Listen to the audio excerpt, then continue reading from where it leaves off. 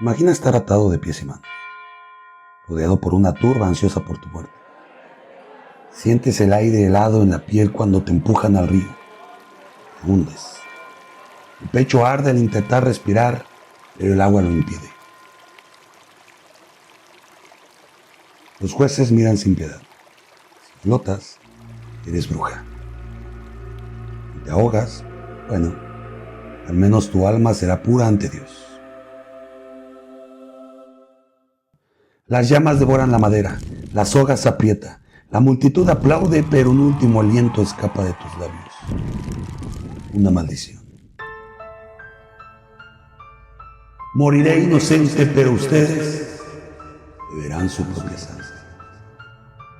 Fueron los gritos en un último aliento de suspiro y hundida en la desesperación por aferrarse a la vida.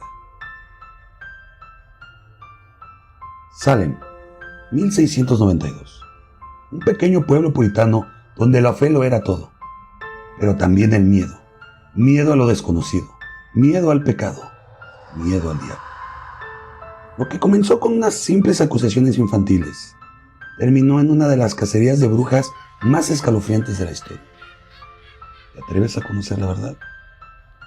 Antes de comenzar con la historia, no olviden suscribirse, activar la campanita, dejar su like, comentar y compartir. Eso me ayudaría muchísimo.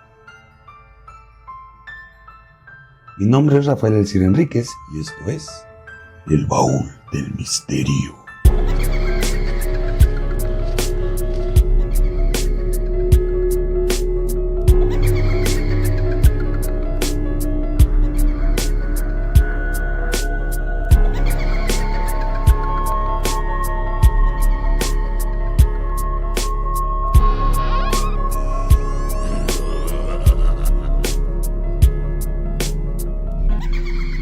El caso de las brujas de Salem.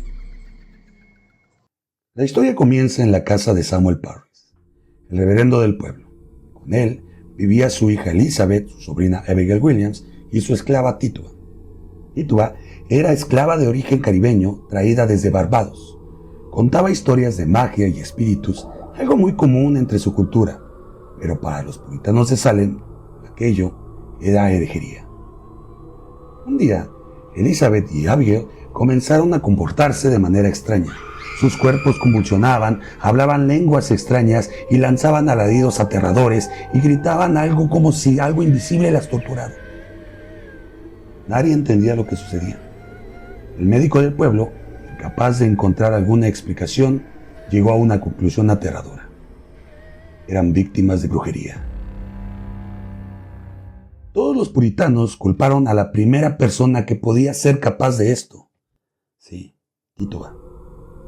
Ya que varios testigos aseguraron haber visto a las niñas en el bosque junto a la esclava, danzando, murmurando palabras extrañas y haciendo a lo que algunos describieron como invocaciones al diablo.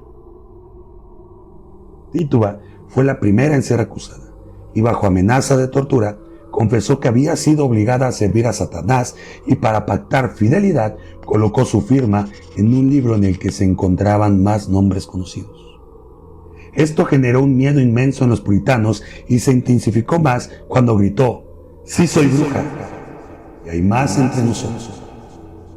Las niñas, ahora convertidas en oráculos del miedo, señalaron a dos mujeres más, Sarah Good y Sarah Osborne. Ambas tenían algo en común. Eran marginadas. Sarah Good era una mendiga que, despreciada por la comunidad, su marido la había abandonado. Y ella, junto con su hija pequeña, de 4 años, vagaban pidiendo comida. Sarah declaró que no asistía a misa ya que no tenía la vestimenta adecuada para entrar a la iglesia. Este hecho generó repulsión entre los puritanos, ya que si no asistías a misa, eras una bruja. Cuando la interrogaron, juró su inocencia, pero nadie le creyó. «¡Eres una bruja!», mientras le escupía.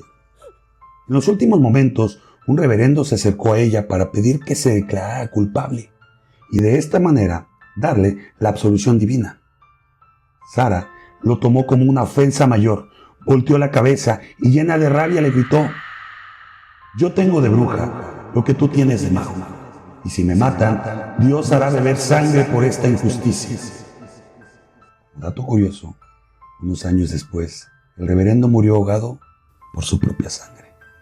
Una víctima más de estos infames juicios fue su hija de 4 años, Dorothy, una niña con un trágico final.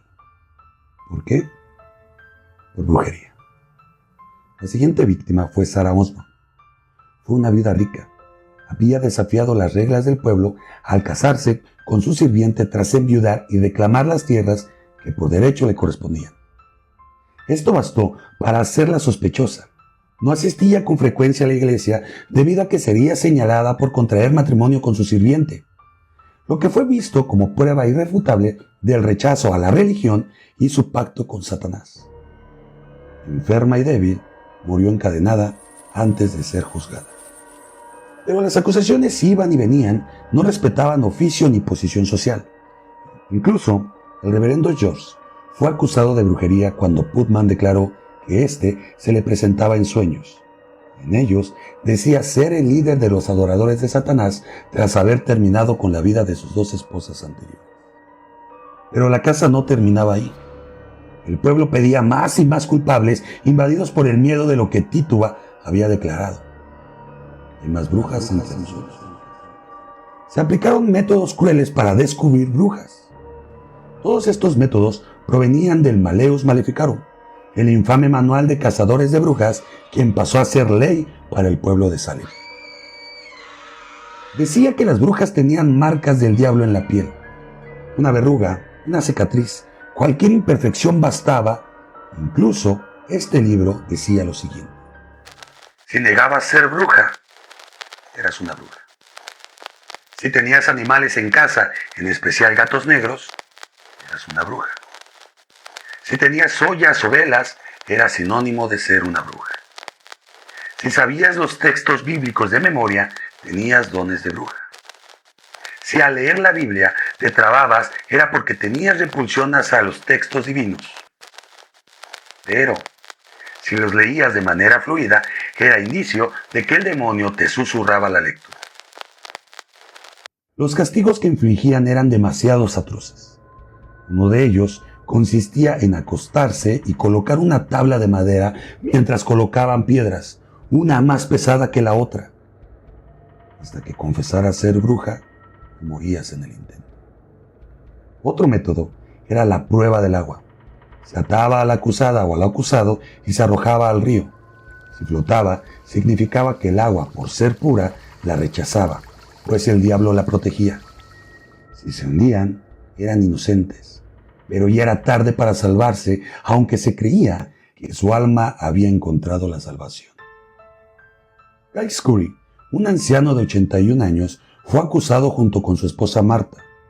Curry se negó a confesar. Incluso pedía entre gritos de coraje más pesos. Fueron sus últimas palabras antes de colocar piedras sobre su pecho hasta que su cuerpo colapsó. Antes de morir, maldijo a los alguaciles de Salem. Malditos sean todos los alguaciles que lleguen a Salem. Lo curioso pasó años después. Todos los alguaciles, después de este suceso, murieron por causas misteriosas. Todo esto paró hasta que la oficina fue removida a otro sitio. La cacería ya se encontraba en los picos más altos de la locura y la histeria. Entonces surgió un hecho que desconcertó al ministro Maiden. Y es que el gobernador Phillips ya condenaba prácticamente por cualquier situación a cuanta persona se le presentaba enfrente. Incluso mandó a la horca a una pequeña inocente de 12 años de edad. Tras este hecho, George quería terminar con este calvario. Se atrevió a enviar una carta suplicando terminar con estos crímenes sin sentido, declarando lo siguiente: es mejor que se escapen 10 brujas a que una inocente más muera. Casualmente, los juicios absurdos y las condenas sin sentido comenzaron a dar fin una vez que la esposa del gobernador fue acusada de brujería. Y este ordenó que los casos fueran investigados de una manera más objetiva y con pruebas contundentes. Así que comenzó a rechazar casi todas las condenas que llegaban a sus manos. Incluso aperturó de nuevo el caso de las 2 primeras niñas supuestamente poseídas y tras una investigación exhaustiva, una de ellas terminó por pedir perdón a todas las familias condenadas por sus propias manos. Lo hice en contra de mi voluntad, porque estaba influenciada por Satanás. Esto fue lo que declaró. En total, fueron ejecutadas 19 personas, entre ellos 14 mujeres, 5 hombres, una niña de 4 años y 2 perros que también fueron ejecutados por brujería. Todo era una locura total. Pero, ¿fue realmente brujería? Años después, los científicos encontraron una posible explicación.